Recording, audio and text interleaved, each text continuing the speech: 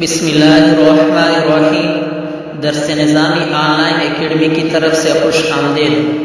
سب سے پہلے اس چینل کو سبسکرائب کیجیے اور اس ویڈیو کو لائک کیجیے اور بیل کی بٹن کو دبائیں تاکہ مزید ویڈیو حاصل کر سکے، اور اس ویڈیو کو زیادہ سے زیادہ شیئر کیجیے تاکہ اور لوگوں کو بھی فائدہ حاصل ہو سکے۔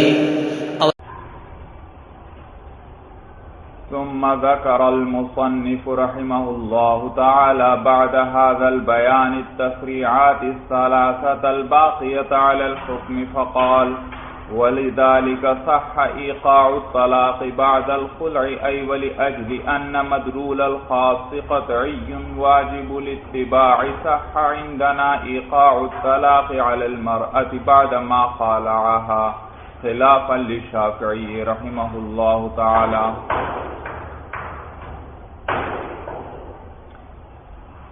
بھئی سب سے پہلے خاص کا حکم بیان ہوا تھا، اس کے بعد اس پر تفریعات بیان کرنے لگے تھے ماتن بھائی، تو میں نے بتلایا تھا کل 7 تفریعات بیان ہوں گی بھائی، ان میں سے 4 تفریعات بیان کی اور اس کے بعد امام شافعی رحمہ اللہ کے 2 اعتراضات ذکر کیے جو ہم پر وہ کرتے تھے اور ان کے جوابات دیے بھائی۔ اب پھر باقی جو تفریعات ہیں 3 ان کو ذکر کرنے لگے ہیں، تو کہتے ہیں ثم ذکر المصنف رحمہ اللہ بعد هذا البیان، پھر ذکر کیا مصنف رحمہ اللہ نے اس بیان کے بعد کس چیز کو ذکر کیا؟ التفریعات الثلاثة الباقیۃ، یہ مفعول ہے کس کے لیے؟ ذکر کے لیے۔ تو التفریعات جمع مؤنث سالم ہے، اس کا نصب کس کے ساتھ آتا ہے؟ کسرہ کے ساتھ۔ تو التفریعات یہ ہے منصوبی، لیکن پڑھنا کس طرح ہے؟ التفریعاتی، اور الثلاثۃ الباقیۃ اسی طرح آئیں گے، یہ اس کی صفت ہے بھائی۔ تو التفریعات الثلاثۃ الباقیۃ علی الحکم، باقی کی جو 3 تفریعات ہیں حکم پر وہ بیان کرنے لگے۔ فقال، تو فرمایا وَلِذَلِكَ صَحَّ إِيقَاعُ الطَّلَاقِ بَعْدَ الْخُلْعِ، اور اسی وجہ سے صحیح ہے طلاق کا واقع کرنا خلع کے بعد۔ اسی وجہ سے کیا معنی بھائی؟ اشارہ کس کی طرف ہے؟ بتلا رہے ہیں ای وَلِأَجْلِ أَنَّ مَدْلُولَ الْخَاصِ قَطْعِيٌّ وَاجِبُ الاتباع، اور اس وجہ سے کہ خاص کا مدلول جو ہوتا ہے وہ قطعی ہوتا ہے، واجب الاتباع، اور کیا ہوتا ہے؟ جب قطعی ہے تو واجب الاتباع ہے بھائی۔ تو صح عندنا ایقاع الطلاق علی المرأة، تو صحیح ہے ہمارے نزدیک طلاق کا واقع کرنا عورت پر بعد ما خالعها، بعد اس کے کہ خامن نے اس سے کیا کیا ہے؟ خلع کیا ہے۔ خلافا للشافعی رحمہ اللہ تعالی، بخلاف امام شافعی رحمہ اللہ کے، وبیانہ، بیان اس کا یہ ہے کہ ان الشافعی رحمہ اللہ یقول، کہ امام شافعی رحمہ اللہ فرماتے ہیں ان الخلع فسخ للنکاح، کہ خلع جو ہے فسخ نکاح ہے، نکاح کو فسخ کرنا ہے۔ فلا يبقى النکاح بعدہ، لہذا خلع کے بعد نکاح باقی ہی نہیں رہتا۔ ولیس بطلاق، خلع طلاق نہیں۔ امام شافعی رحمہ اللہ کے نزدیک خلع کس چیز کا نام ہے؟ فسخ نکاح کا نام ہے، اس کے بعد نکاح باقی نہیں رہتا، یہ طلاق کا نام نہیں ہے۔ فلا یصح طلاق بعدہ، لہذا اس کے بعد طلاق دینا بھی صحیح نہیں۔ جب نکاح ہی فسخ ہو گیا تو اب طلاق کیسے ہو سکتی ہے؟ تو ان کے نزدیک یہ کس چیز کا نام ہے؟ فسخ نکاح کا نام ہے، جبکہ ہمارے نزدیک خلع طلاق کا نام ہے۔ اور پھر ان کے نزدیک جب فسخ کا نام ہے تو فسخ کے بعد طلاق نہیں ہو سکتی، جبکہ ہمارے نزدیک طلاق کا نام ہے، لہذا طلاق کے بعد طلاق ہو سکتی ہے۔ وعندنا هو طلاق يصح ايقاع الطلاق الاخر بعده، اور ہمارے نزدیک وہ طلاق ہے، صحیح ہے طلاق دوسری طلاق کا واقع کرنا اس خلع کے بعد، عملا بقوله تعالی، اللہ کے اس قول پر عمل کرتے ہوئے، فَإِن طَلَّقَهَا فَلَا تَحِلُّ لَهُ مِن بَعْدُ، بس اگر خامن نے تیسری طلاق دے دی، طلقہ سے کیا مراد ہے؟ تیسری، بس اگر خامن نے اپنی بیوی کو تیسری طلاق دے دی تو وہ اس کے لیے وہ عورت اس خامن کے لیے حلال نہیں ہے اس کے بعد بھائی۔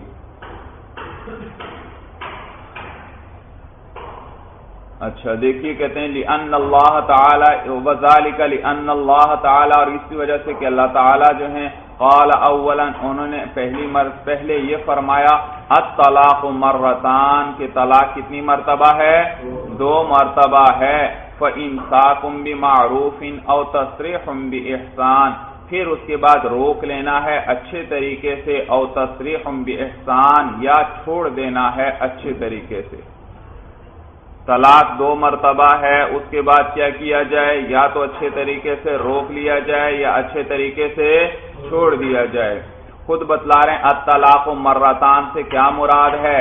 یہی طلاق الرجعی اثنانی، یعنی طلاق رجعی 2 ہیں.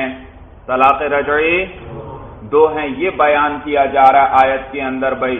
تو یہ یعنی کہ زمانہ جاہلیت کے اندر ایسا ہوتا تھا، طلاقوں کی کوئی تعداد مقرر نہیں تھی، جتنی طلاقیں دینا چاہتا دیتے رہتے بھائی. چنانچہ بیوی کو تکلیف دیتے تھے، جب اس کو اپنے پاس اب نہیں رکھنا چاہتے تھے تو اس کو طلاق دے دیتے. پھر جب عدت پوری ہونے لگتی پھر رجوع کر لیتے، پھر اس کے بعد طلاق دے دیتے، پھر عدت پوری ہونے لگتی پھر رجوع کر لیتے. تو اس طرح ساری عمر اس عورت بیچاری کو لٹکائے رکھتے، نہ خود اپنے پاس رکھتے نہ کسی اور کے ساتھ اسے نکاح کرنے دیتے تھے بھائی. صورت سمجھ میں آ گئی؟ تو اللہ تعالیٰ فرما رہے ہیں کہ نہیں بھائی، طلاق رجعی 2 ہیں، 2 کے اندر تو رجوع کر سکتے ہو، اس کے بعد دوبارہ رجوع نہیں کر سکتے. یہ معنی ہے کہ طلاق الرجعی اثنانی، طلاق رجعی کتنی ہیں؟ 2 ہیں، نہ کہ جاہلیت کی طرح کی جتنی مرضی دیں بھائی. یا تو یہ معنی ہے آیت کا ابھی طلاق الشرعی مرتن بعد مرتن، یا طلاق شرعی 1 مرتبہ کے بعد 1 مرتبہ ہے، بالتفریق یعنی جدائی کے ساتھ، دون الجمع نہ کہ جمع کے ساتھ. یا یہ مراد ہے آیت کی کہ الطلاق مرتان، مرہ کس کو کہتے ہیں بھائی؟ 1 مرتبہ کو. تو طلاق کتنی مرتبہ دینا ہے؟ 2 مرتبہ. یعنی طلاق جو کیا ہے؟ طلاق سنی یہ ہے کہ بھئی اکٹھی طلاقیں نہ دی جائیں، بلکہ کیا کیا جائے؟ الگ الگ طہر میں الگ الگ طلاق دی جائے بھئی. صورت سمجھ میں آ گئی بھئی؟ یعنی اب طلاق شرعی مرتن بعد مرتن بالتفریق دون الجمع، کہ طلاق شرعی 1 مرتبہ کے بعد 1 مرتبہ ہے تفریق کے ساتھ، نہ کہ اکٹھی. فبعد ذلك، اس کے بعد یجب علی الزوج، اس خاوند پر واجب ہے اما امساک بمعروف، یا تو روک لینا ہے اچھے طریقے سے. کیا معنی روک لینا؟ ای مراجعۃ بحسن المعاشرۃ، یعنی رجوع کر لینا ہے حسن معاشرت کے ساتھ بھائی. حسن معاشرت کہتے ہیں بھائی مل جل کر رہنا بھائی، مل جل کر رہنا، یعنی اچھے طریقے سے اچھے برتاؤ سے کہہ لیں بھائی. اس کے بعد یا تو رجوع کر لے، کس طرح؟ اچھے برتاؤ کے ساتھ اسے رکھے، اچھے برتاؤ کے ساتھ اس کے ساتھ رہے. او تصریح باحسان، یا کیا کرے؟ چھوڑ دے اچھے طریقے سے احسان کے ساتھ. ای تخلیص علی الکمال والتمام، تخلیص کا معنی وہی تصریح کا معنی بیان کر رہے ہیں، چھوڑ دے علی الکمال والتمامی، کامل اور پورے طریقے پر. بھئی 2 طلاقیں دی ہیں، یا تو کیا کر لے؟ اچھے طریقے حسن معاشرت کے ساتھ کیا کر لے؟ رجوع کر لے، یا پھر کیا کرے؟ اسے اچھے پورے طریقے پر چھوڑ دے، یعنی رجوع نہ کرے، چھوڑ دے اسے پوری طرح. وہ عدت پوری کرے گی، بائنہ ہو جائے گی، اور پھر جس سے مرضی وہ چاہے نکاح کر لے. معنی سمجھ میں آیا بھائی؟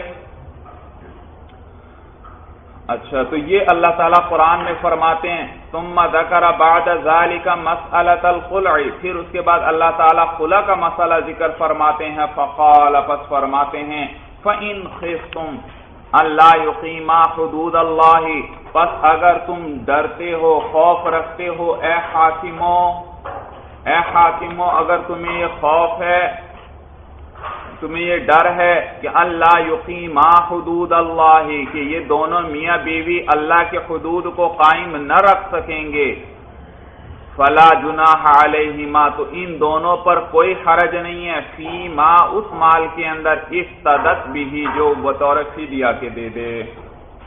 تو اس عورت پر کوئی حرج نہیں ہے اس مال میں جو وہ بطور فدیہ کے دے دے، یعنی فدیہ دے کر اپنے آپ کو خامن سے چھڑوا لے۔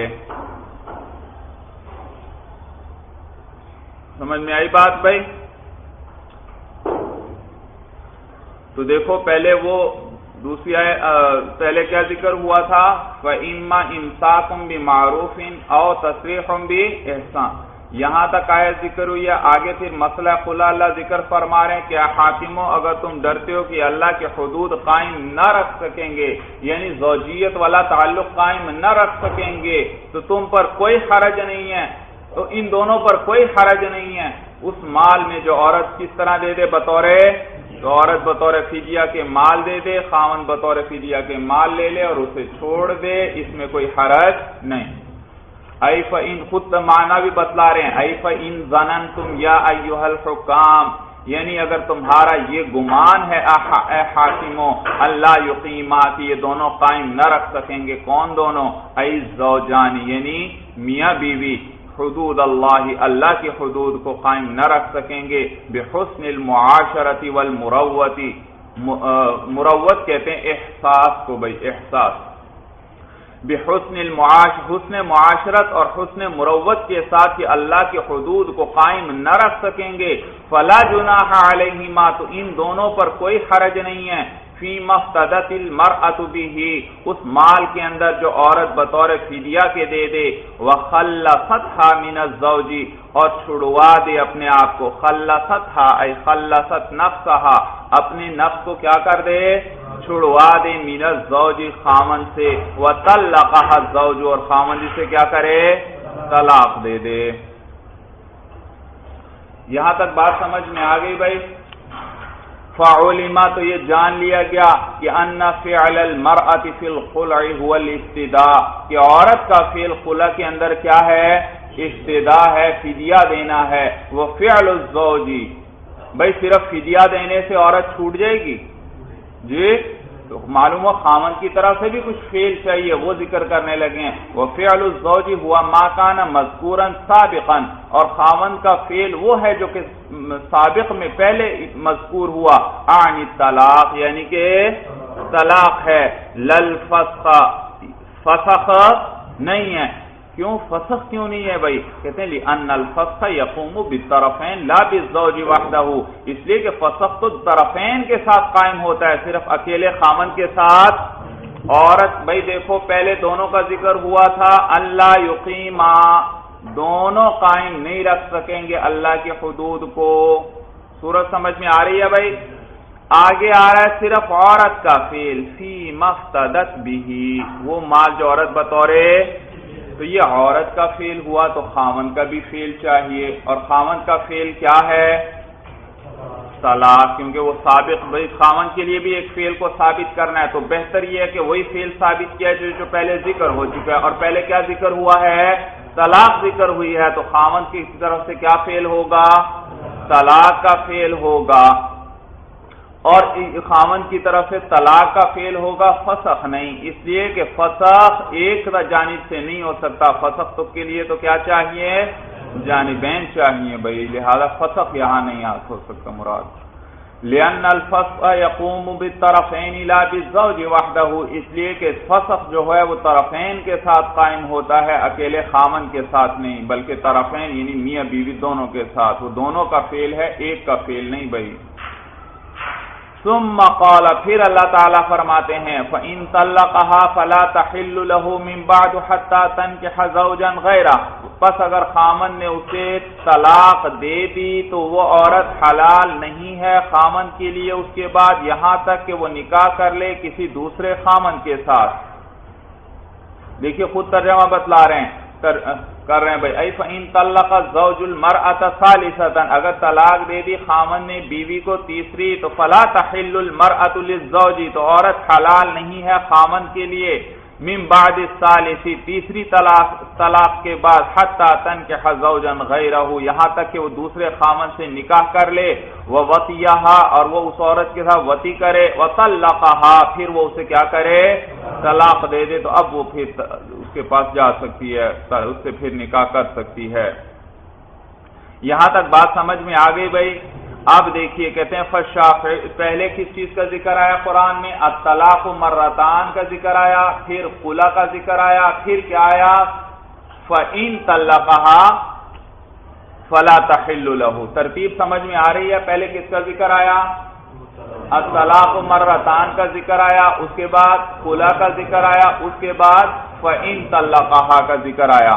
تو فالشافعی رحمہ اللہ یقول، امام شافعی رحمہ اللہ فرماتے ہیں انہ متصل بقولہ الطلاق مرتان، کہ اللہ کا یہ جو قول ہے فَإِن طَلَّقَهَا، یہ جڑا ہوا ہے اللہ کے اس قول کے ساتھ الطلاق مرتان۔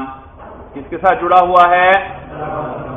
اور درمیان میں فرماتے ہیں کہ جو درمیان میں خلا کا ذکر آیا وہ جملہ معترضہ کے طور پر آیا، ویسے ہی درمیان میں اللہ تعالیٰ نے خلا کا ذکر کر دیا، اس کا ما قبل اور ما بعد سے کوئی تعلق نہیں۔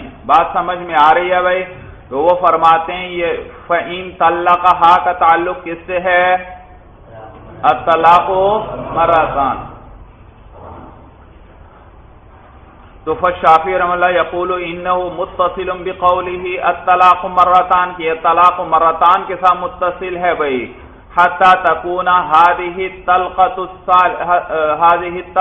ثالثۃ، یہاں تک یہ کون سی طلاق ہو جائے گی؟ تیسری طلاق بھائی۔ الطلاق مرتان میں دو طلاقیں آ گئیں، اور فَإِن طَلَّقَهَا میں کیا آ گئی؟ تیسری طلاق آ گئی، اور درمیان میں خلا کا ذکر ویسے ہی ہوا بھائی۔ وَذُكِرَ الْخُلْعُ فِي مَا بَيْنَهُمَا جُمْلَةً مُعْتَرِضَةً، اور ذکر کیا گیا خلا کو ان دونوں کے درمیان جملہ معترضہ کے طور پر، لِأَنَّهُ فَسْخٌ، دیکھو دلیل سنو، لِأَنَّهُ فَسْخٌ، اس لیے کہ خلا تو کیا ہے؟ فسخ ہے، لا يصح الطلاق بعدہ، اس کے بعد تو طلاق صحیح ہی، اور یہاں خلا کے بعد طلاق کا ذکر آ رہا ہے، معلوم ہوا کہ یہ خلا کیا ہے؟ درمیان میں الگ ذکر ہے بھائی، خلا الگ ذکر ہے، خلا تو فسخ نکاح ہے، اس کے بعد تو طلاق ہو نہیں سکتی، اور خلا کے بعد طلاق کا ذکر آ رہا ہے، معلوم ہو خلا کا اس کے ساتھ تعلق نہیں، ورنہ تو خلا کے بعد تو طلاق ہو ہی نہیں سکتی۔ مسئلہ سمجھ میں آ گیا؟ وَنَحْنُ نَقُولُ، ہم کہتے ہیں إِنَّ الْفَاءَ خَاصٌ، فا لفظ کیا ہے؟ خاص ہے، وضع لمعنی مخصوص، جس کو وضع کیا گیا ہے ایک مخصوص معنی کے لیے، وہ ہوا تاخیر، اور وہ تاخیر ہے بھائی، ایک چیز کا دوسری چیز کے پیچھے آنا، بعد میں آنا۔ تو دیکھو فَإِن طَلَّقَهَا میں فا آئی ہے، ہم کہتے ہیں، اور فا کس لیے آتی ہے؟ تاخیر کے لیے آتی ہے، کہ ایک چیز کیا ہے دوسری کے بعد آئی ہے بھائی۔ وَقَدْ عُقِبَ هَذَا الطَّلَاقُ بِالِابْتِدَاءِ، اور تحقیق عقب میں لائی گئی ہے یہ والی طلاق ابتدا کے۔ فَإِن طَلَّقَهَا سے پہلے کیا مذکور ہے بھائی؟ ہاں، فَإِن خِفْتُمْ أَلَّا يُقِيمَا حُدُودَ اللَّهِ فَلَا جُنَاحَ عَلَيْهِمَا فِيمَا افْتَدَتْ بِهِ، تو اس ابتدا کے بعد کیا لائی گئی ہے؟ فَإِن طَلَّقَهَا۔ وَقَدْ عُقِبَ هَذَا الطَّلَاقُ بِالِابْتِدَاءِ، اور تحقیق یہ طلاق جو ہے ابتدا کے عقب میں لائی گئی ہے، فَيَنبَغِي أَن يَقَعَ بَعْدَ الْخُلْعِ، تو مناسب ہے کہ یہ واقع ہو کس کے بعد؟ خلا کے بعد، خلا کے بعد لائی گئی ہے یہ طلاق، اور درمیان میں اس پر فا داخل کی، اور فا کس لیے آتی ہے؟ تاخیر کے لیے۔ معلوم ہوا یہ طلاق کس کے بعد واقع ہو رہی ہے؟ خلا کے بعد واقع ہو رہی ہے۔ پتہ چلا خلا فسخ کا نام نہیں بلکہ کس چیز کا نام ہے؟ طلاق کا، اس لیے کیونکہ طلاق کے بعد طلاق ہو سکتی ہے، فسخ ہوتا تو پھر تو اس کے بعد طلاق ہو ہی نہیں سکتی تھی۔ تو فَيَنبَغِي أَن يَقَعَ بَعْدَ الْخُلْعِ، تو مناسب ہے کہ واقع ہو یہ طلاق خلا کے بعد، وَهُوَ أَيْضًا طَلَاقٌ، اور وہ بھی خلا بھی کیا ہے؟ طلاق ہے۔ غایتہ، زیادہ سے زیادہ بھائی۔ اچھا ہماری کیا تقریر ہوئی بھائی؟ امام شافعی رحمہ اللہ کی تقریر تو یہ تھی کہ الطلاق مرتان آیا، اس کے بعد خلا کا ذکر آیا، پھر اس کے بعد فَإِن طَلَّقَهَا کا ذکر آیا، تو فرماتے ہیں بھائی الطلاق مرتان میں دو طلاقیں آ گئیں، اور فَإِن طَلَّقَهَا میں کون سی طلاق آ گئی؟ تیسری طلاق، اور درمیان میں خلا کس کو؟ جملہ معترضہ کے طور پر ذکر کر دیا گیا. جملہ معترضہ میں نے بتلایا تھا جس کا ماقبل مابعد سے کوئی ربط نہ ہو, تو درمیان میں خلا کا مسئلہ بھی ویسے ذکر کر دیا گیا بھائی. جبکہ ہم کہتے ہیں کہ بھائی یہاں پر فَإِن طَلَّقَهَا میں کیا آئی ہے؟ فا, اور فا کس لیے آتی ہے؟ تعقیب کے لیے. اور یہ کس کے بعد آئی ہے؟ ابتدا کے بعد آئی ہے. معلوم ہوا کہ یہ ابتدا کے بعد بھی طلاق ہو سکتی ہے. معلوم ہوا خلا فسخ کا نام نہیں, ورنہ تو ابتدا وہ تو تھی خلا, اور خلا کے بعد اگر خلا کو فسخ تسلیم کر لیں پھر تو یہ طلاق ہو ہی, معلوم ہوا خلا طلاق کا نام ہے. ہاں اس صورت میں پھر ہم پہ یہ اعتراض ہوتا ہے. اعتراض یہ ہوتا ہے کہ پھر تو طلاقیں 4 ہو گئیں. الطلاق مرتان 2, خلا 3, آپ نے کہا وہ بھی طلاق ہے 3, اور فَإِن طَلَّقَهَا 4. تو اس کا آگے جواب دیں گے. پہلے اعتراض ذکر کریں گے کہ طلاق 4 پھر تو ہو جاتی ہے. کہتے ہیں نہیں بھائی کوئی حرج نہیں, جواب ہم دیتے ہیں. ہم کہتے ہیں یہ جو الطلاق مرتان کے بعد خلا ذکر ہوا, یہ خلا کوئی الگ طلاق نہیں ہے, انہی 2 طلاقوں میں شامل ہے. انہی 2 طلاقوں میں شامل ہے. یعنی وہ 2 طلاقیں جو ہیں وہ رجعی بھی ہو سکتی ہیں اور بطریق خلا کے بھی ہو سکتی ہیں. تو یہ انہی میں داخل ہے, انہی کا بیان ہو رہا ہے. وہ 2 طلاقیں کس طرح ہو سکتی ہیں؟ رجعی بھی ہو سکتی ہیں, اور مال کے عوض میں بھی. مال کے عوض میں تو خلا, بغیر مال کے عوض میں تو. سمجھ میں آئی بات بھائی؟ تو یہ انہی میں داخل ہے, یہ ان سے الگ نہیں ہے. جب ان سے الگ نہیں ہے تو وہ 2 طلاقیں خلا انہی میں داخل, اور ان کے بعد یہ کون سی طلاق کا ذکر آ گیا؟ فَإِن طَلَّقَهَا میں تیسری طلاق کا ذکر. بات سمجھ میں آ گئی بھائی؟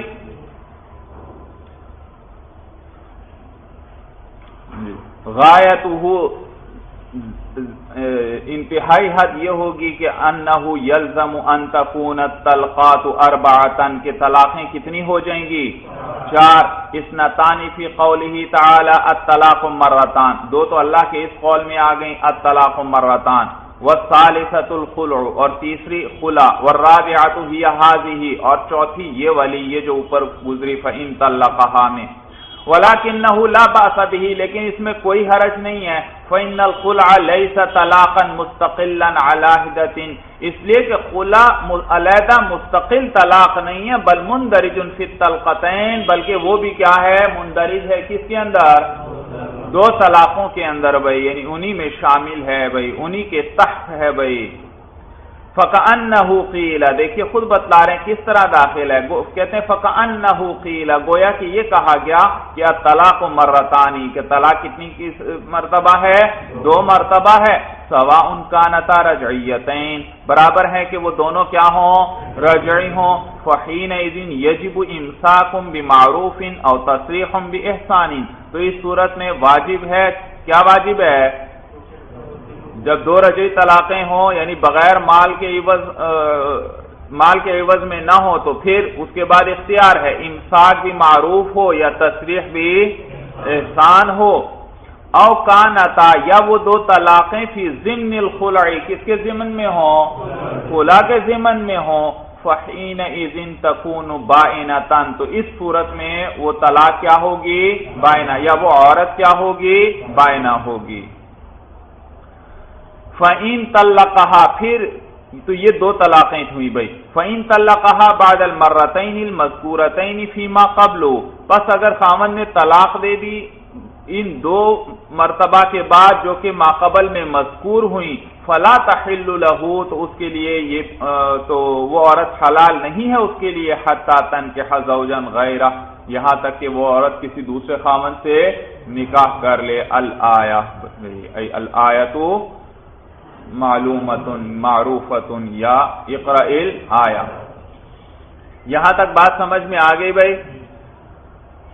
وعلی ھذا التقریر, اور اس تقریر پر شارح فرما رہے ہیں کہ جو ہم نے کی, کیا تقریر کی؟ کہ خلا کوئی الگ طلاق نہیں ہے بلکہ انہی 2 طلاقوں کے تحت داخل ہے. تو کہتے ہیں یہ جو ہم نے تقریر کی, اس تقریر پر ان دفع ما قیل, دفع ہو گیا وہ جو کہا گیا ہے، یعنی دور ہو گیا وہ جو اعتراض کیا گیا ہے کہ انہ یلزم ان یکون الطلاق الذی بعد الخلع فقط حکمہ عدم الحل للذی لیس کذالک۔ بھائی دیکھیے، پہلے قرآن میں کیا آیا ہے؟ فَإِن طَلَّقَهَا فَلَا تَحِلُّ لَهُ۔ اب یہ اعتراض ذکر ہونے لگا ہے الگ بھائی، فَإِن طَلَّقَهَا فَلَا تَحِلُّ لَهُ مِن بَعْدُ۔ اگر خاوند نے طلاق دے دی اس کو اپنی بیوی کو تو وہ عورت اس خاوند کے لیے حلال نہیں۔ اور اس سے پہلے کون سا مسئلہ ذکر ہوا؟ خلا والا، اور درمیان میں کیا لائی گئی؟ فا، اور فا کس لیے آتی ہے؟ تعقیب کے لیے۔ اور فَإِن طَلَّقَهَا فَلَا تَحِلُّ لَهُ کیا بتلا رہا ہے؟ عدم حلت بتلا رہا ہے۔ اس طلاق کے بعد کیا آ جائے گی؟ عدم حلت، یعنی کیا آ جائے گی؟ حرمت غلیظہ آ جائے گی۔ معلوم ہوا خلا کے بعد جو طلاق دی ہے اس سے حرمت غلیظہ آئے گی، باقی طلاقوں سے باقی کسی صورت میں حرمت غلیظہ۔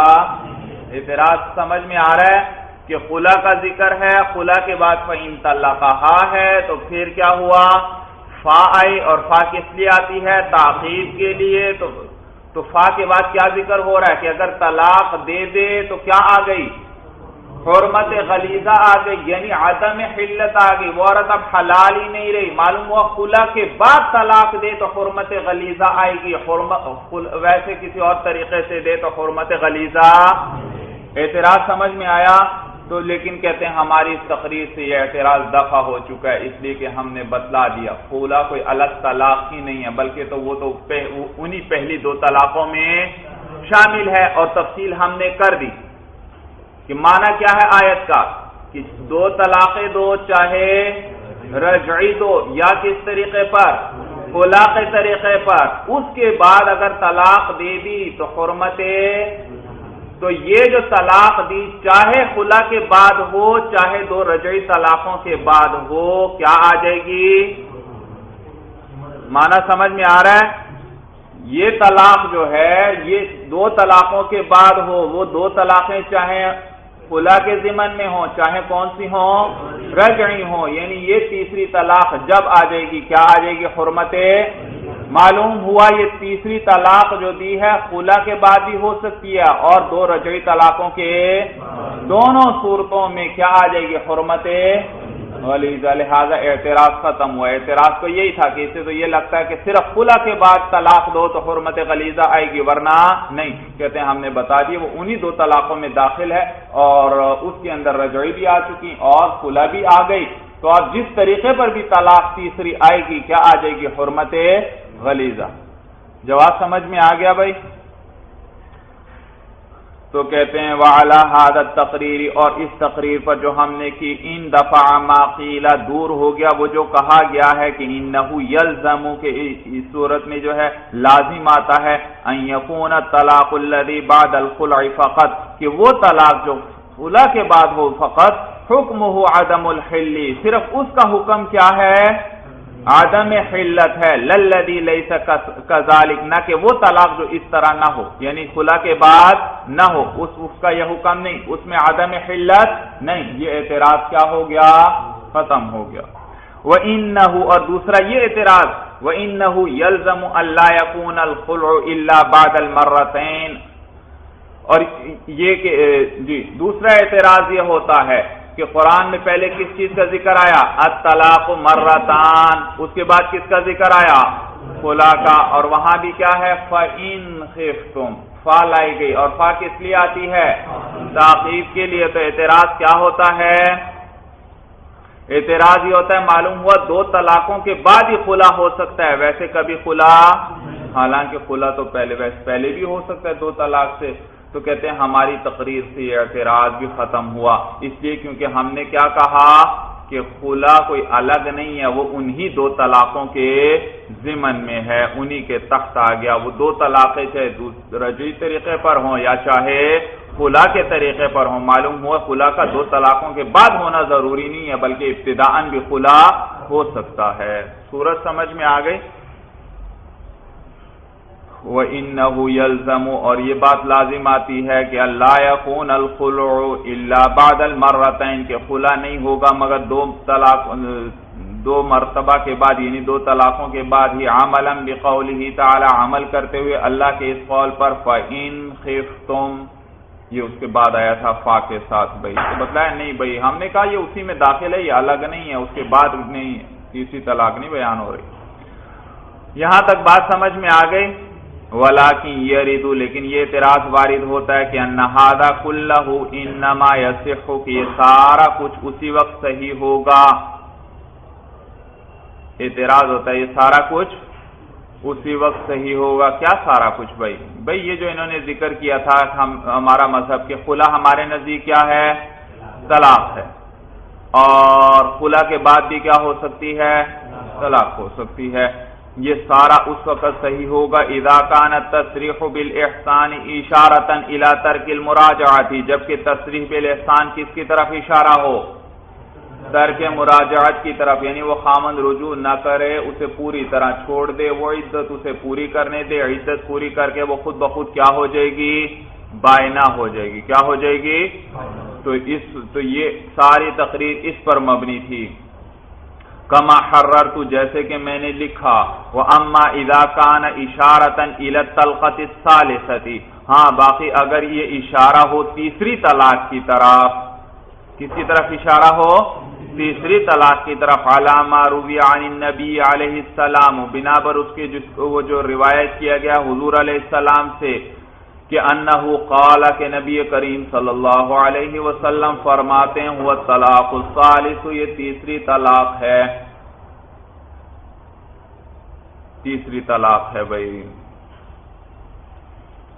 دیکھیے یہ حدیث حاشیے میں آپ کے دی ہوئی ہے، اخرج البيهقي عن انس رضی اللہ تعالی عنہ قال جاء رجل الى النبي صلی اللہ علیہ وسلم، ایک شخص آیا حضور صلی اللہ علیہ وسلم کے پاس، فقال اس نے کہا یا رسول اللہ، اے اللہ کے پیغمبر، انی اسمع اللہ یقول، میں سنتا ہوں اللہ کو کہ وہ یہ فرما رہے ہیں الطلاق مرتان، یعنی قرآن میں اللہ یہ فرما رہے ہیں میں تو یہ سنتا ہوں، فأین الثالثہ، تیسری کہاں ہے؟ 2 کا ذکر آیا ہے۔ قال حضور نے فرمایا امساکم بمعروف او تصریح باحسان ہی الثالثہ، کہ یہی تیسری ہے، یہ امساک بمعروف او تصریح باحسان آیا ہے تو یہ تصریح باحسان ہی کیا ہے؟ تیسری طلاق ہے بھائی۔ صورت سمجھ میں آ گئی؟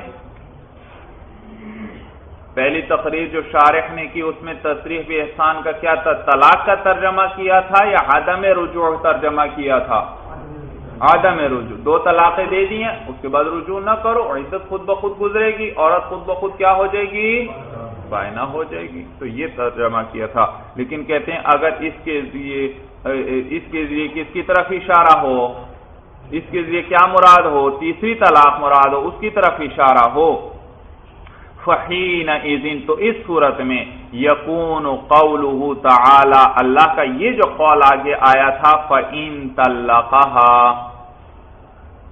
دیکھو بھائی الطلاق مرتان تھا، اس کے بعد خلا، اس کے بعد فإن طلقها آیا، تو کہتے ہیں بعض احادیث میں کیا آیا ہے؟ تصریح باحسان کا پہلے ہم نے کیا ترجمہ کیا تھا؟ عدم رجوع، کے رجوع نہ کرے، اس کو چھوڑ دے بس اسی طرح۔ کہتے ہیں یہ ہماری ساری تقریر اس پر مبنی تھی، اور اگر تصریح باحسان سے کیا مراد ہو؟ تیسری طلاق مراد ہو تو 3 تو یہ ہو گئیں، یہ آگے فإن طلقها یہ کیا ہے؟ مصنف بتلا رہے ہیں یہ اسی تیسری کا بیان ہے، اسی تیسری کا کیا ہے؟ یا تو اچھے طریقے سے کیا کر لے، اسے روک لے، یا اسے اچھے طریقے سے چھوڑ دے، یعنی کیا کرے؟ طلاق دے دے، اسی کا بیان ہو گیا۔ سورت سمجھ میں آگے بھائی؟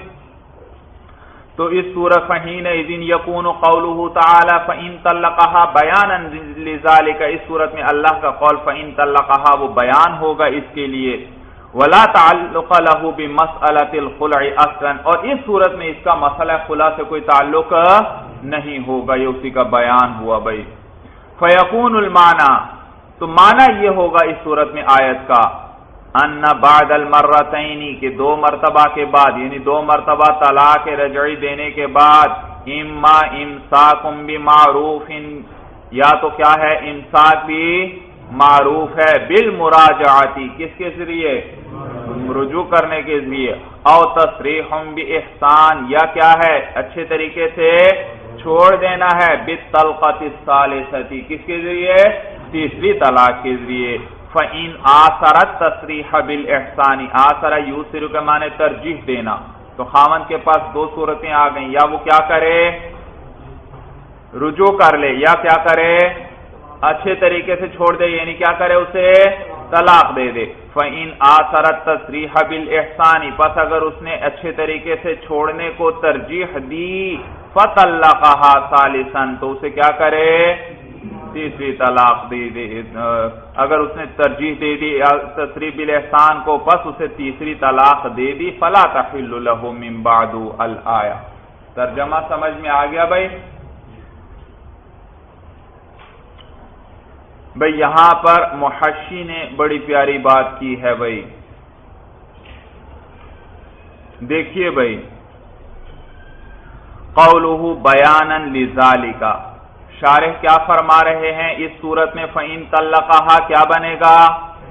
بیان بنے گا، کس کے لیے؟ تصریح بھی احسان کے لیے، ای تصریح باحسان، اے قولہ بیانا لذالک ای تصریح باحسان، ثم لا يذهب عليك، محشی دیکھو بھئی کہہ رہے ہیں ثم لا يذهب عليك، پھر آپ یہ بات نہ بھول جانا کہ ان معنی قول النبی صلی اللہ علیہ وسلم، کہ حضور صلی اللہ علیہ وسلم کے قول کا معنی یہ ہے کہ ان طلقۃ الثالثۃ داخلۃ فی التصریح باحسان، کہ تیسری طلاق تصریح باحسان میں داخل ہے۔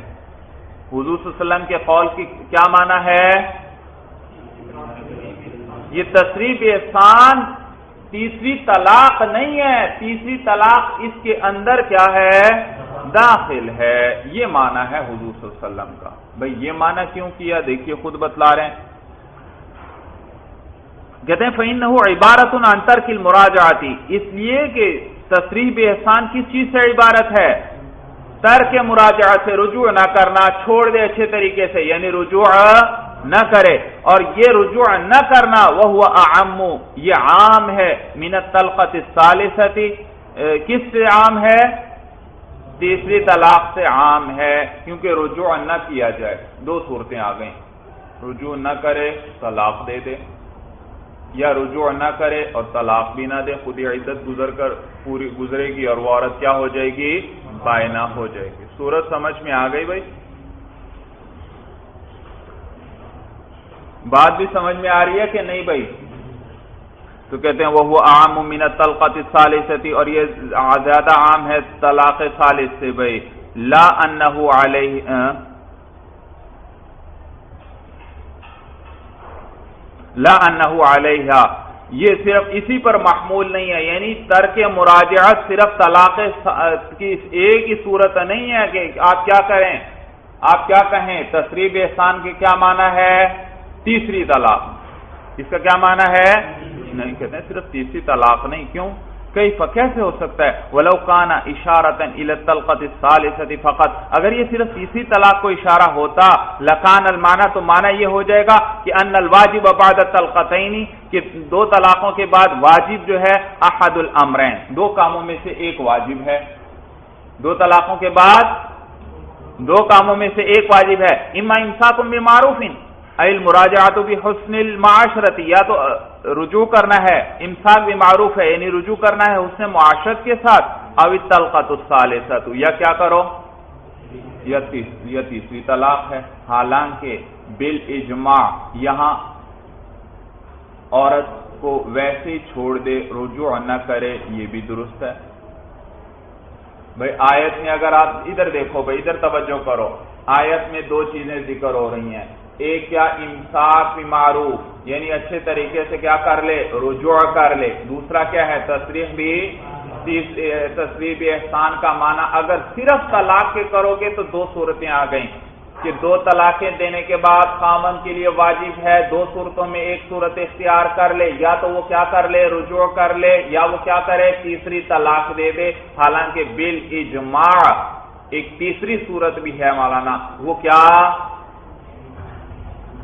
کہ رجوع نہ کرے۔ بھائی یہ عورت عدت گزار کے خود بخود کیا ہو جائے گی؟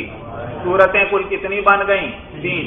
دیکھو ایک صورت یا تو خامد رجوع کر لے، دوسری صورت رجوع نہ کرے ویسے ہی چھوڑ دے، تیسری صورت ہے طلاق دے دے۔ تو کتنی صورتیں بنتی ہیں؟ 3 صورتیں بنتی ہیں بھائی، اور تینوں صورتیں جائز ہیں، لیکن اگر تصریب تو لہذا تصریب احسان کے میں 2 صورتیں آ گئیں، تیسری طلاق بھی اس کے تحت آ گئی، اور رجوع نہ کرنا یہ بھی اسی کے اندر آ گیا۔ صورت سمجھ میں آ گئی بھائی؟ یہ بھی اسی کے اندر آ گیا۔ اس لیے کہ اگر یہ تو معنی ورنہ یہ ہوگا کہ ان الواجب بعد طلقتین احد الامرین، اما امساک بمعروف، یا تو امساک بمعروف ہوگا، ای المراجعۃ بحسن المعاشرۃ، او طلقۃ الثالثۃ، یا تیسری طلاق۔ صرف یہ دو چیزیں واجب ہیں، 2 میں سے کوئی ایک واجب ہے۔ وہذا باطل بالاجماع، اور یہ تو بالاجماع کیا ہے؟ باطل ہے۔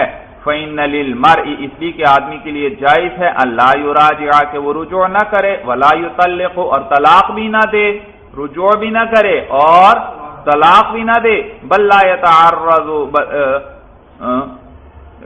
يتعرض، بلکہ پیچھے نہ پڑے، حتی تنقضی عدتها، یہاں تک کہ اس عورت کی عدت گزر جائے۔ صورت سمجھ میں آ گئی؟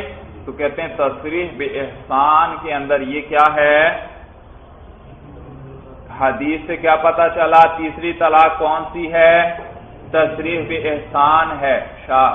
محشی نے بتلایا معنی یہ ہے کہ یہ اس کے اندر داخل ہے، تیسری طلاق اس کے اندر، کیونکہ تصریح باحسان میں 2 صورتیں آ جاتی ہیں، یا تو طلاق دے دے تیسری، یا سرے سے رجوع ہی نہ کرے۔ سمجھ میں آیا بھائی؟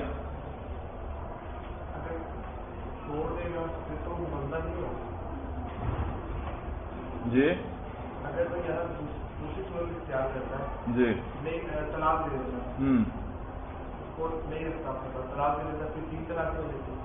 ہاں، پھر 3 طلاقیں ہو گئیں بھائی، تیسری اسی کا پھر آگے اسی تیسری کا آگے بیان آیا، فَإِن طَلَّقَهَا، یہ وہی تصریح احسان بیان ہو رہا ہے کہ اگر اس نے کیا کیا، تیسری طلاق دے دی تو حرمت غلیظ۔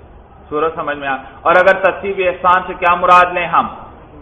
رجوع نہیں کیا تو پھر تو ابھی بھی 2 طلاقیں ہیں۔ اب آگے کیا آ رہا ہے؟ فَإِن طَلَّقَهَا، 2 کے بعد اب کیا کیا؟ تیسری، تو یہ اس سے الگ ہے، اب اس کا بیان نہیں ہے بھائی، سمجھ میں؟ تو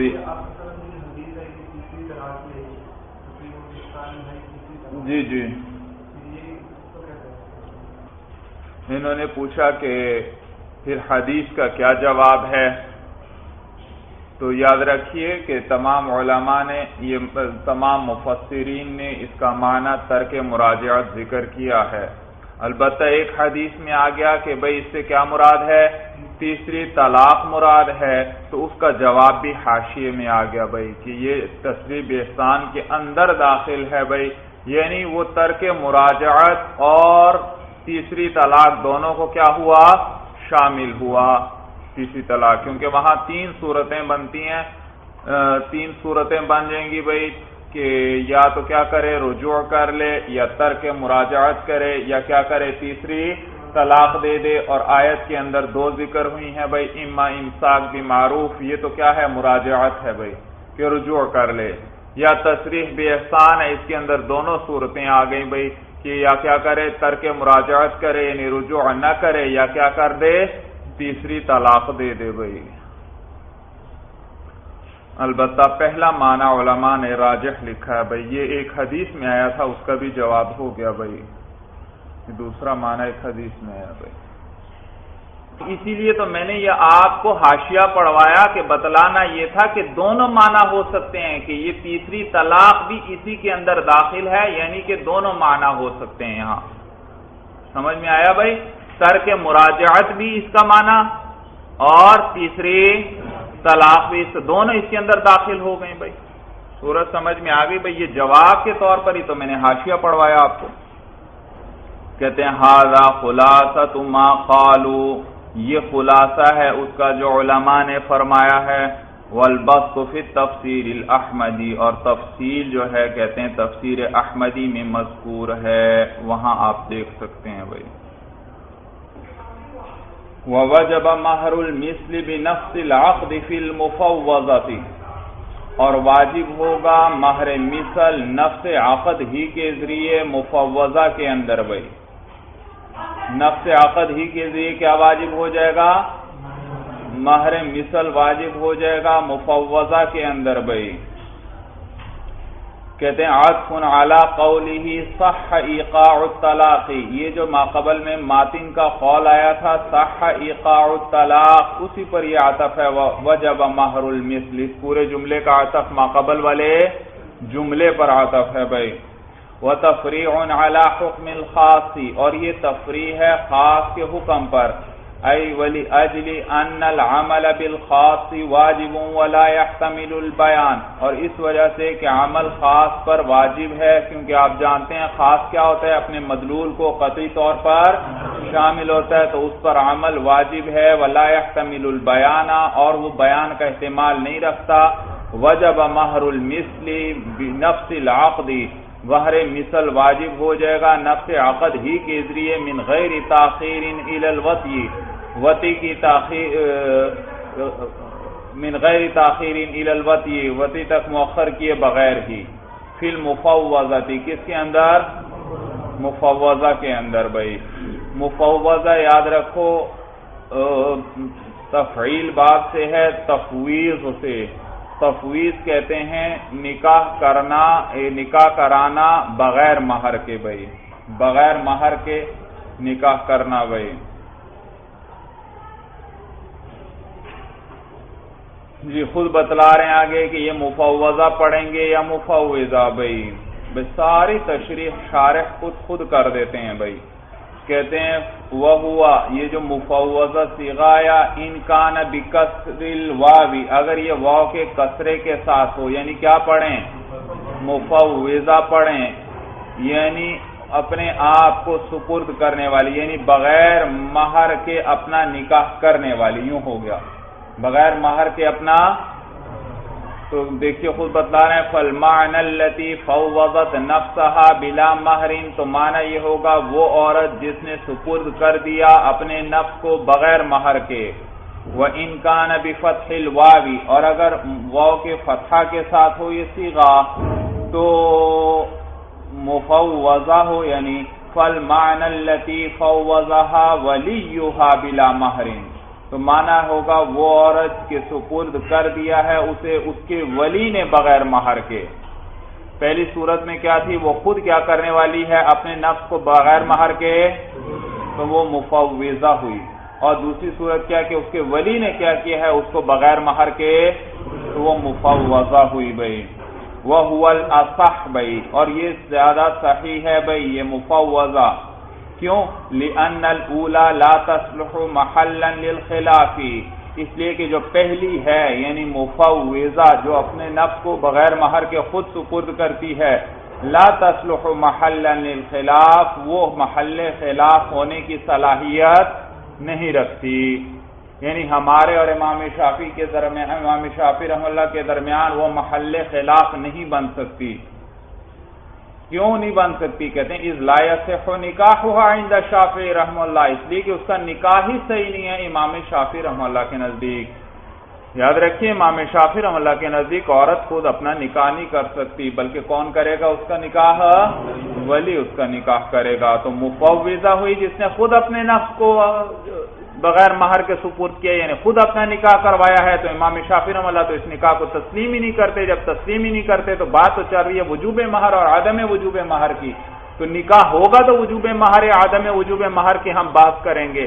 ہمارے نزدیک عقد ہوتے ہی مہر واجب ہو جاتا ہے، چاہے ذکر کرو چاہے ذکر نفس وجوب یعنی آ جاتا ہے. ہاں وجوب ادائیگی کب واجب ہوتی ہے؟ صحبت یا موت کے وقت بھائی. ادائیگی کب واجب ہے؟ صحبت کے وقت یا موت کے وقت بھائی. تو ہمارے نزدیک نفس وجوب کب آتا ہے؟ عقد کرتے ہی نفس وجوب آ گیا، کس کا؟ مہر کا۔ نفس وجوب اور وجوب ادا کی بحث یاد ہے یعنی اصول شاشی کی بھائی؟ ایک ہے نفس وجوب، ایک ہے وجوب یعنی ادائیگی کا واجب۔ ادائیگی کا وجوب جو ہے وہ کس وقت آئے گا؟ وصی یا موت کے وقت۔ اور نفس وجوب کس وقت آ جاتا ہے؟ عقد کرتے ہی۔ جبکہ امام شافعی رحمہ اللہ فرماتے ہیں کہ نہیں، وجوب جو آئے گا مہر کا وہ صحبت ہی کے وقت آئے گا، صرف نفس عقد سے وجوب نہیں آئے گا۔ ہم کہتے ہیں عقد کرنے سے کیا آ جائے گا؟ نفس وجوب۔ وہ کیا کہتے ہیں؟ عقد سے وجوب نہیں آئے گا، بلکہ کس وقت وجوب آئے گا؟ صحبت کے وقت آئے گا۔ لیکن یہ یاد رکھیں یہ اختلاف اس عورت میں ہے جس کا مہر نکاح کے وقت مقرر نہیں کیا گیا یا مقرر نہ کرنے کی شرط لگائی گئی بھائی، سمجھ میں؟ اسی لیے کیونکہ مفوضہ کا مسئلہ ہے بھائی، مفوضہ کا۔ ہاں باقی جس کا نکاح کے وقت ذکر کیا گیا ہے تو اس کا ان کے نزدیک بھی وجوب کس وقت آ جائے گا؟ جس کا عورت کا مہر نکاح کے وقت ذکر کیا گیا تو اس کا مہر اسی وقت واجب ہو جائے گا بھائی۔ اچھا، تو اختلاف اس میں ہے کہ جب عقد کیا تب نکاح ہو گیا تو وجوب مہر کا آیا یا وجوب کب آئے گا؟ صحبت کے وقت آئے گا۔ ہمارے نزدیک وجوب آ گیا، امام شافعی رحمہ اللہ کے نزدیک ابھی بھی وجوب نہیں آیا بلکہ صحبت کے وقت آئے گا۔ تو مہر آتا کس کے بعد ہے؟ نکاح کے بعد۔ لہذا جو عورت اپنا نکاح خود کرے، امام شافعی رحمہ اللہ کے نزدیک اس کا نکاح ہی نہیں ہوا۔ جب نکاح ہی نہیں ہوا تو مہر کی بات تو کس کے بعد کی جاتی ہے؟ نکاح کے بعد۔ مہر نکاح جب نہیں ہوا تو مہر کہاں سے آئے گا؟ تو اس مسئلے میں یہ محل خلاف بن ہی نہیں سکتا کیونکہ وہ اس نکاح کو ہی نہیں تسلیم کرتے۔ ہاں اگر اس کے ولی نے اس کو سپرد کیا ہے تو پھر اس صورت میں ولی نے نکاح کروایا، نکاح ہو گیا۔ اب مہر کی بات آئی، ہمارے نزدیک عقد کرتے ہی کیا آ گیا؟ نفس مہر آ گیا، اور امام شافعی رحمہ اللہ کے نزدیک صحبت۔ تو معلوم ہوا اس کو کیا پڑھنا صحیح ہے؟ مفوضہ پڑھنا صحیح ہے۔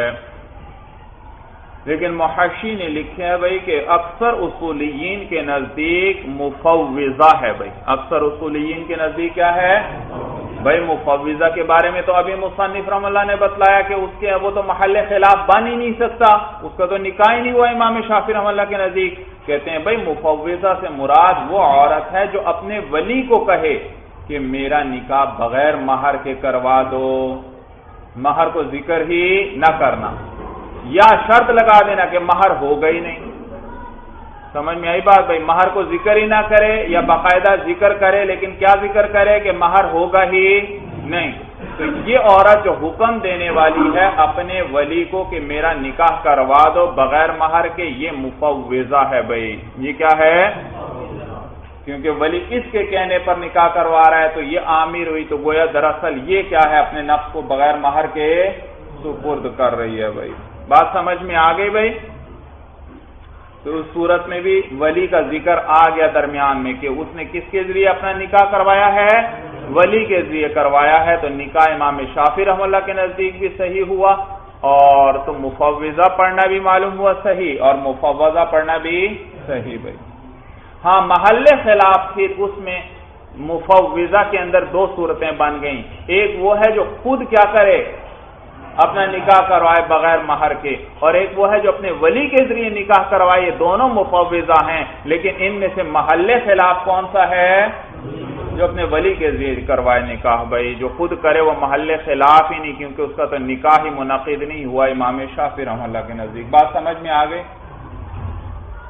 وہ تحقیق ہو، اور تحقیق اس کی یہ ہے کہ ان المرأة التي فوضها وليها بلا مہر، کہ وہ عورت جس کا نکاح کروا دیا یا سپرد کر دیا اس کے ولی نے بلا مہرین بغیر مہر کے، یعنی مہر کو ذکر ہی نہیں کیا، سرے سے نام ہی نہیں لیا مہر کا، او علا شرط کے لیے آتا ہے، یا اس شرط پر ان لا مہر لہا کہ اس کا کوئی مہر، یعنی ذکر کر دیا مہر کے، مہر نہیں ہوگا بھائی، نکاح میں ذکر کر دیا، شرط لگا دی، تو لا یجب المہر لہا عند الشافعی رحمہ اللہ تعالی، تو واجب نہیں ہوگا مہر اس عورت کے لیے امام شافعی رحمہ اللہ کے نزدیک الا بالوصی، مگر کس کے ذریعے؟ وصی کے ذریعے، اس وقت مہر واجب ہوگا تو دیکھو یہ ہے وہ اختلاف آیا مولانا امام شافعی رحمہ اللہ اس پر کیا فرما رہے ہیں کہ مہر ذکر ہی نہیں کیا یا مہر کے نہ ہونے کی شرط لگائی تھی تو مہر نہیں آئے گا نفس عقد سے، بلکہ کس وقت آئے گا؟ صحبت کے وقت آئے گا۔ فَلَوْ مَاتَ أَحَدُهُمَا قَبْلَ الْوَطْءِ لَا يَجِبُ الْمَهْرُ لَهَا عِنْدَ الشَّافِعِيِّ رحمہ اللہ، اگر مر گئے ان دونوں میں سے کوئی ایک صحبت سے پہلے تو اس عورت کے لیے مہر واجب نہیں ہوگا امام شافعی رحمہ اللہ کے نزدیک بھائی، کیونکہ مہر نے کس وقت آنا تھا؟ وصی کے وقت، اور اس سے پہلے کیا ہو گیا؟ ان دونوں میں سے کسی ایک کا انتقال ہو گیا تو مہر ہے ہی نہیں بھائی۔ وَعِنْدَنَا يَجِبُ كَمَالِ مَهْرِ الْمِثْلِ عِنْدَ الْعَقْدِ، وَعِنْدَنَا يَجِبُ كَمَالُ مَهْرِ الْمِثْلِ عِنْدَ الْعَقْدِ، اور ہمارے نزدیک کامل مہر مثل واجب ہو جائے گا عند العقد فی الذمۃ، عقد کے وقت، فی الذمۃ اس خامند کے ذمہ میں واجب ہو جائے گا عقد کے وقت ہی۔ وَيَجِبُ أَدَاؤُهُ عِنْدَ الْوَطْءِ وَالْمَوْتِ، اور اس پہ ادائیگی جو ہوگی وہ واجب ہوگی وصی اور موت کے وقت، یعنی وجوب ادا اس وقت آئے گا۔ عملاً بقولہ تعالی، اللہ تعالیٰ کی اس قول پر عمل کرتے ہوئے وَأُحِلَّ لَكُم مَّا وَرَاءَ ذَلِكُمْ أَن تَبْتَغُوا بِأَمْوَالِكُمْ، اور حلال کر دیا گیا ہے تمہارے لیے ما وراء ذالکم، ان محرمات کے علاوہ عورتوں کو۔ ذالکم کے لیے کس کی طرف اشارہ ہے؟ محرمات، وہ عورتیں جن کے ساتھ نکاح حرام ہے، ان کے ذکر کے بعد اللہ تعالیٰ کیا فرماتے ہیں؟ اور حلال کر دیا گیا ہے تمہارے لیے،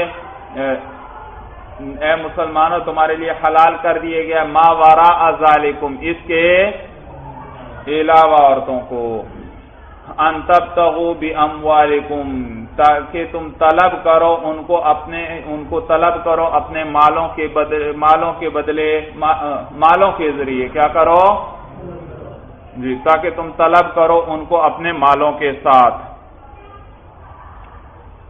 اب دیکھیے بھائی بتلا رہے ہیں یہ احل لکم کی ترکیب بتلا رہے ہیں، کہتے ہیں فقولہ ان تبتغوا بدل من وراء ذالکم، یہ ان تبتغوا بدل ہے کس سے؟ وراء ذالکم سے۔ اچھا، ومفعول له بتقدیر او مفعول له بتقدیر اللام، یا یہ کیا ہے؟ مفعول له ہے تقدیر لام کے ساتھ۔ دیکھیے لام خود عبارت میں نکال کر بتلائیں گے کہ یہ جو ان ہے اس سے پہلے لام مقدر ہے، اے احل لکم ما وراء المحرمات لِأَن تَبْتَغُوا بِأَمْوَالِكُمْ، بھائی دیکھا ان کس سے پہلے کیا مقدر نکال لیا؟ لام۔ تو دو ترکیبیں ذکر کر دیں، ایک ترکیب کے مطابق کیا کیا؟ ان تبتغوا کو بدل بنایا کس سے؟ تو ما وراء ذالکم سے یہ بدل ہے مولانا، اور بدل کا ترجمہ یعنی کے ساتھ کیا جاتا ہے۔ تو دیکھو اوپر پھر اسی آیت سے دیکھو، اور حلال کر دیا گیا تمہارے لیے ما وراء ذالکم، ان محرمات کے علاوہ عورتوں کو تمہارے لیے کیا کر دیا گیا ہے؟ حلال کر دیا گیا ہے، یعنی یہ کہ تم طلب کرو ان کو اپنے مالوں کے ساتھ، یعنی انہیں کیا کرو تم اپنے۔ اچھا، اور آپ نے قانون پڑھا ہے کہ بدل جو ہوتا ہے وہ تکرار عامل کے درجے میں ہوتا ہے۔ کس کے درجے میں ہوتا ہے؟ گویا کہ اس معمول پر عامل دوبارہ داخل ہو رہا ہے۔ تو یہاں ما وراء ذالکم کے اندر عامل کون ہے؟ احل، کون ہے؟ تو ایک اور احل ان تبتغوا کے لیے نکالنا پڑے گا۔ تو یوں ہوئی بھائی گویا تقدیر عبارت، وَأُحِلَّ لَكُم مَّا وَرَاءَ ذَلِكُمْ، احل لکم ان تبتغوا باموالکم، تمہارے لیے حلال کر دیا گیا ہے ان محرمات کے علاوہ عورتوں کو، یعنی تمہارے لیے حلال کر دیا گیا ہے کہ تم کیا کرو؟ ان کو طلب کرو کس کے ساتھ؟ اپنے مالوں کے ساتھ۔ دوسری ترکیب کیا بتلائی بھائی؟ کہ مفعول لہ ہے کس کے ساتھ؟ تقدیر لام کے ساتھ، یعنی لام مقدر ہے بھائی، بھئی ان اور انا سے اکثر اوقات لام کو کیا کر لیا جاتا ہے؟ حذف کر لیا جاتا ہے. تو یہاں بھی کہتے ہیں یہاں تقدیراً لام ہے، یہ مفعول لہو بنے گا دوسری ترکیب کے مطابق. اور مفعول لہو آپ جانتے ہیں بھئی جو ماقبل فعل کے علت بیان کرتا ہے. ضربتہ تادیبا، میں نے اس کی پٹائی کی. کیا مقصد تھا پٹائی کرنے کا؟ ادب سکھانا. تو اس نے علت بیان کر دی فعل کی، تو یہاں پر بھی یہ کیا بنے گا؟ مفعول لہو بھائی. تو یہ صاحب کافیہ کے مذہب کے مطابق مفعول لہو ہے بھائی، اس لیے کہ باقیوں کے نزدیک، جمہور کے نزدیک مفعول لہو منصوب ہی ہوا کرتا ہے، اس میں لام کبھی بھی نہیں آتا بھائی. جی لام آ جائے تو وہ جار مجرور کہلائے گا بھائی، وہ مفعول لہو اصطلاح میں نہیں کہلاتا. لیکن صاحب کافیہ فرماتے ہیں کہ نہیں، یہ بھی کیا ہے؟ مفعول لہو ہے بھائی. تو کیا ہوا ترجمہ؟ مفعول لہو علت بیان کرتا ہے. اب وہ ترجمہ اب نیچے انہوں نے تقدیر لام کے ساتھ عبارت درج کی بھائی، کہتے ہیں احل لکم ما وراء المحرمات. ذالکم کے لیے کس کی طرف اشارہ ہے؟ محرمات کی طرف. اور حلال کر دی گئی ہیں تمہارے لیے جو ان محرمات کے علاوہ عورتیں ہیں. لئن تبتغوا، تاکہ تم طلب کرو انہیں اپنے مالوں کے ساتھ، تاکہ تم انہیں اپنے مالوں کے ساتھ طلب کرو. فالباء لفظ خاص وضع لمعنى معلوم. تو با یہاں ایک لفظ خاص ہے جس کو وضع کیا گیا ہے ایک معلوم معنی کے لیے. وهو الالصاق، اور وہ کیا ہے؟ الصاق ہے. الصاق ہے. الصاق کا معنی ہے ملانا، جوڑنا. ملانا اور جوڑنا. تو با کا معنی ہوا جوڑنا اور ملانا، یعنی وہ ابتغاء النساء. سمجھ میں آیا؟ کس کے ساتھ ملا ہونا چاہیے؟ مال کے ساتھ. کس کے ساتھ؟ مال کے ساتھ. بھائی دیکھیے خود آگے تشریح کریں گے. وقیلا، تو با پر بھائی بعضوں نے کیا، علماء نے کیا فرمایا کہ لفظ با یہاں پر خاص ہے اور وہ ایک معلوم معنی کے لیے وضع ہے، اور وہ معنی کیا ہے؟ الصاق. وقیل، اور کہا گیا ہے کہ الابتغاء لفظ خاص وضع لمعنى معلوم، کہ ابتغاء وہ لفظ خاص ہے جس کو وضع کیا گیا ہے ایک معلوم معنی کے لیے. وہو طلب، اور وہ کیا ہے؟ طلب ہے. طلب ہے. وعلى كل تقدیر، اور ہر تقدیر پر یوجب، یہ کلام واجب کرتا ہے کہ ان یکون ابتغاء البضع ملصقا بالمہر ذکرا، کہ یہ جو ابتغاء بضع ہے، بضع کہتے ہیں فرج المرأہ کو بھائی، سمجھے؟ تو ابتغاء بضع یعنی مراد نکاح ہے. ابتغاء بضع مراد کیا ہے؟ نکاح ہے بھائی. تو ہر تقدیر پر یہ کلام واجب کرتا ہے کہ ابتغاء بضع اس کو ملایا گیا ہو بالمہر، کس کے ساتھ؟ مہر کے ساتھ. ذکرن، باعتبار ذکر کے، یعنی نکاح میں کیا ہونا چاہیے؟ مہر کو ذکر ہونا چاہیے. تو عقد کے ساتھ مل گیا مہر بھائی، ذکر کے اعتبار سے لفظوں میں ہی آ گیا. فَإِن لَمْ يُذْكَرْ فِي اللَّفْظِ، اور اگر مہر کو لفظوں میں ذکر نہ کیا جائے، فَلَا أَقَلَّ مِنْ أَنْ يَكُونَ مُلْصَقًا فِي الْوُجُوبِ عَلَى الذِّمَّةِ، تو اس سے کم تو نہیں ہونا چاہیے کہ وہ ابتغاء بضع ملایا گیا ہو فی الوجوب علی الذمہ. کس چیز کے ساتھ ملایا گیا ہو؟ الوجوب سے مراد ہے وجوب مہر، کہ وہ ابتغاء ملایا گیا ہو وجوب مہر علی الذمہ کے ساتھ. کس کے ساتھ؟ بھائی اگر ذکر میں بھائی اتنا تو پتہ لگ گیا کہ بات یہ الصاق کے لیے کہ ابتغاء نساء یا ابتغاء بضع اس کو کس کے ساتھ ملا ہونا چاہیے؟ مہر کے ساتھ. یا تو لفظوں میں ہی ملا ہونا چاہیے، اس کے نکاح کے ساتھ ہی اس وقت ہی کس کو ذکر کیا جائے؟ مہر کو ذکر کیا جائے. اگر ذکر نہیں کیا پھر بھی کیا ہونا چاہیے؟ مہر کو اس کے ابتغاء بضع کے ساتھ پھر بھی.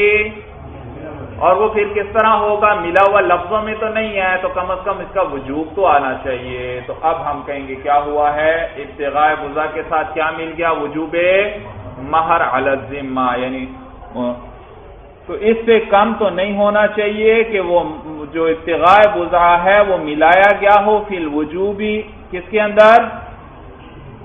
وجوب مہر کے اندر علی الذمتی، اس خاوند کے ذمہ بھائی، اس خاوند کے ذمہ پر کیا ہونا چاہیے؟ وجوب مہر ہونا چاہیے۔ یہاں تک بات سمجھ میں آ گئی بھائی؟ تو معلوم ہوا کہ مفوضہ یا مفوضہ کے اندر مہر مثل واجب ہوگا، لیکن کس وقت واجب ہوگا؟ عقد ہی کے وقت واجب ہو جائے گا، کیونکہ لفظ با نے دلالت کر دی۔ با نے کیا بتلایا؟ الصاق ضروری ہے، ملانا ضروری ہے، لفظوں میں ذکر نہیں کیا، تو اب کیا کس طریقے سے الصاق کر دو؟ وجوب کے قائل ہو کے یہاں پر کیا آ چکا ہے؟ وجوب مہر آ چکا ہے عقد کے ساتھ ہی۔ بات سمجھ میں آ گئی بھائی؟ ولیکن بشرط، یہ کہ اعتراض کا جواب ہے بھائی۔ اعتراض یہ کہ بھائی ایک نکاح صحیح ہے، ایک نکاح فاسد ہے۔ نکاح فاسد مثلا بھائی بغیر گواہوں ہی کے نکاح کر لیا، سمجھ میں آیا بھائی؟ یا کسی کوئی عورت ابھی عدت گزار رہی تھی، اسی عدت میں اس نے کیا کر لیا؟ نکاح کر لیا بھائی، تو یہ نکاح فاسد ہے۔ تو نکاح فاسد کے اندر یاد رکھو بالاجماع جو مہر آتا ہے وہ صحبت کے وقت آتا ہے، نفس عقد سے نہیں آتا بھائی۔ نفس عقد سے مہر واجب نہیں ہوتا، بلکہ مہر کس وقت واجب ہوگا؟ صحبت سے۔ تو اعتراض ہوتا ہے بھائی کہ بھائی قرآن میں کیا آیا ہے کہ ابتغاء بزا کس کے ساتھ ملا ہونا چاہیے؟ تو اموال کے ساتھ ملا ہوا ہونا چاہیے۔ ابتغاء بزا کس کے ساتھ ملا ہونا چاہیے؟ اموال کے ساتھ، یعنی مہر کے ساتھ ملا ہونا چاہیے۔ تو جو نکاح فاسد ہے یہ بھی ابتغاء بزا ہے، لیکن یہاں پر آپ کس بات کے قائل ہیں کہ نفس عقد سے وجوب مہر نہیں آیا، بلکہ مہر کب واجب ہوگا؟ جب صحبت کر لے گا۔ تو شارح بتلا رہے ہیں بھائی کہ ابتغاء سے مراد ابتغاء صحیح ہے بھائی، ابتغاء فاسد اس سے مراد نہیں ہے بھائی۔ تو ابتغاء صحیح کے اندر عقد ہی کے وقت کیا آ جائے گا؟ مہر واجب ہو جائے گا۔ ولیکن بشرط ان یکون الابتغاء صحیحا، لیکن اس شرط کے ساتھ کہ وہ ابتغاء صحیح ہونا چاہیے، حتی لو کان بالنکاح الفاسد، یہاں تک کہ اگر وہ ابتغاء نکاح فاسد کے ذریعے ہوا، یجب التراخی الی الوطی بالاجماع، تو واجب ہے دور کرنا اس کو وطی تک بالاجماع بھائی۔ تراخی کا معنی دوری پہ دور کرنا، دو چیزوں کا ایک دوسرے سے دور ہونا بھائی، مراد مؤخر کرنا ہے، تو واجب ہے مؤخر کرنا اس کو وطی تک بالاجماع بھائی، کیونکہ وہ ابتغاء صحیح ہی نہیں ہے، اور بات کس کی چل رہی ہے؟ ابتغاء صحیح کی۔ وَقَذَا لَوْ كَانَ، یہ بھی ایک اعتراض کا جواب بھائی، سوال کا جواب۔ سوال یہ کہ بھائی ابتغاء تو مطلق